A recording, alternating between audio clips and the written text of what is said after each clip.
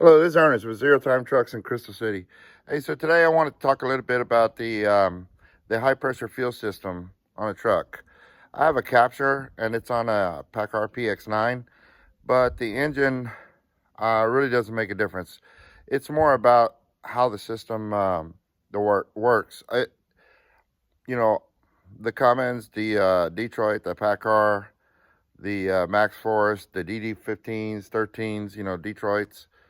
With the high pressure fuel rail, they all pretty much work the same. So I wanted to go over that a little bit with you. So let me start. I'm going to show you. I got a high pressure pump off of this Paccar, but I mean technically it's a Cummins, but it's a little bit different design. So let me show it to you. So right here is the injection pump. I've got the head removed.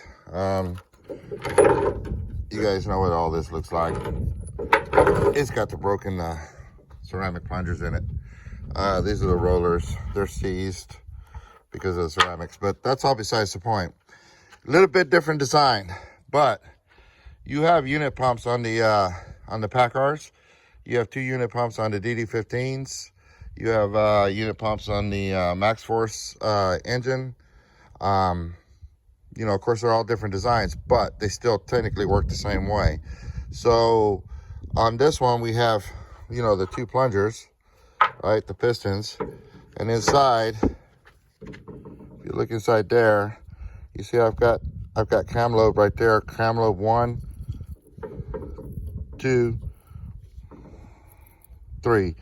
And on the back side, I've got a 3 as well. But as you can see, let's just call that 0. That's straight up and down, and the other one sideways. So they're 120 degrees apart.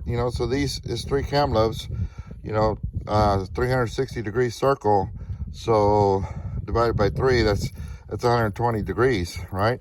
And this back one is the same way. Only they're 60 degrees from offset from each other. So that's what's going on in there. And then of course you got your plungers. So the unit pumps on the DD15s and the Maxxforce and the Packars, technically they work the same way. They run off of cams, let's say the DD15, that's an external pump, right? With 2 unit injectors up on top. And it rides on the camshaft, and just like this one, it's got 3 cam lobes per unit pump, right? And the same way, 120 degrees, and they're 60 degrees offset. So the Paccar, 2 unit pumps.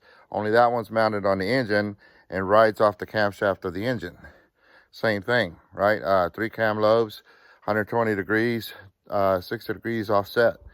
The Maxxforce got an external pump. Same thing, 2 unit injectors, pumps. 120 degrees apart, 60 degrees offset. So that they technically all work the same way, but I want to show you the waveform that I got. So let me show you that. So right here in red, I'm hooked to the high pressure rail, the fuel sensor at the high pressure fuel rail.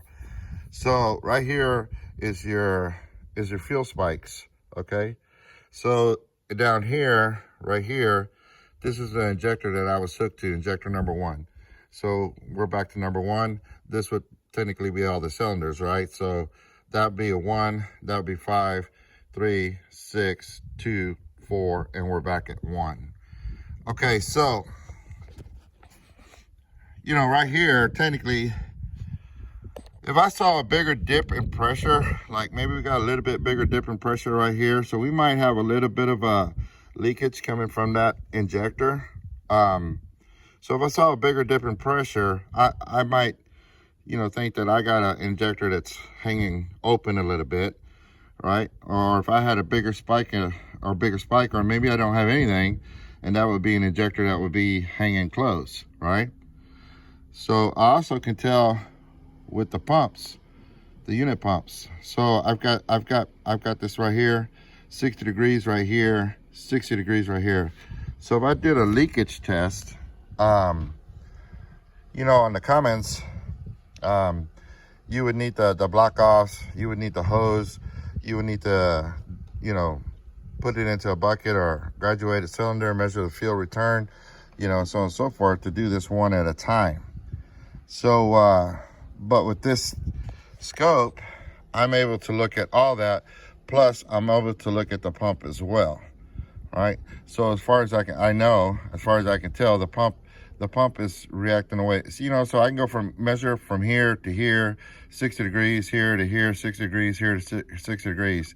And if I can also measure rise time, how long does it take to go from here to here, the peak, you know, on each one. And I can start to figure out if this pump is, you know, it's getting weak, cam lobes are wearing down, and what have you. So, but what's most important, that with this waveform, this is pretty much what I'm going to see on all these engines. Maybe just a little bit different, but they all work the same way, right?